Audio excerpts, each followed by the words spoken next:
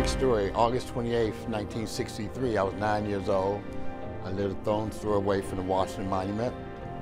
That day, all these people were in town, and we were protesting. So I followed them up to the Washington Monument, and that's the day Martin Luther King gave his I Had a Dream speech.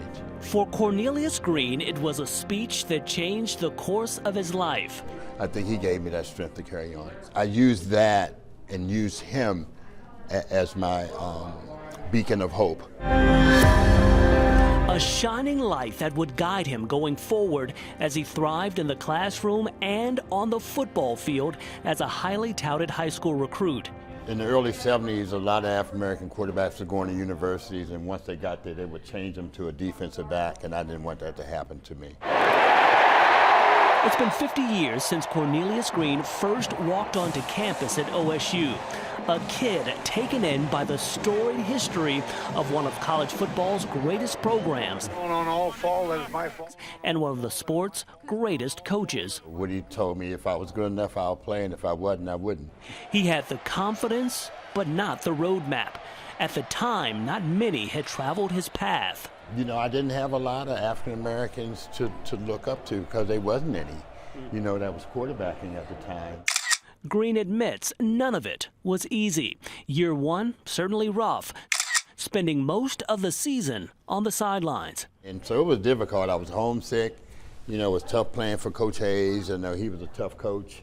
So my freshman year, I played those three plays against North Carolina, and I was on the scout squad the whole year. So I didn't know what kind of future I was going to be having. Things looked up the following year when he was named the starting quarterback. However, success on the field did not come without a few challenges off of it. Once the word got out, I was the first African-American quarterback. I was receiving 50 letters a week from the Klan, and me and Archie would get death threat calls where they thought Archie was me, and they would let him have it. And so it was a frightening little time. But the good thing was that my white teammates loved me, and so that was a good experience for me to learn not to stereotype folk and really get to know folk for who they are. I was shocked. I thought I had selected the wrong school. You know, I knew I was going to be the first African-American quarterback. I didn't realize that was going to be happening to me, though. When you talk about a quarterback, you're talking about the leader of the team. You're talking about oftentimes the person who's thought of as one of the smartest people on the team. Do you think that's part of what the hang-up was as far as battling that hey, I'm smart enough, I'm a leader, I can lead this? Well, I mean, even in 1972, I was getting calls that I wasn't smart enough to be a quarterback. You know, black folk wasn't smart enough to remember plays, and that's very embarrassing to say in 1972, but that was still going on. The 1998 inductee into the OSU Athletics Hall of Fame, a true pioneer, leaving Columbus with a host of accolades: Rose Bowl MVP, Big Ten MVP, and a list of conference championships.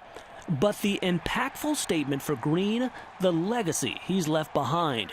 From Heisman Trophy winner Troy Smith to Terrell Pryor, Braxton Miller, J.T. Barrett, Cardell Jones, Dwayne Haskins, Justin Fields, and now C.J. Stroud. Some of the game's best young quarterbacks continuing to make history at Ohio State. Serving as a shining example, Green proud of them all, glad he was able to lay the footprint for what we see today and what the future could hold for Ohio State and the college game.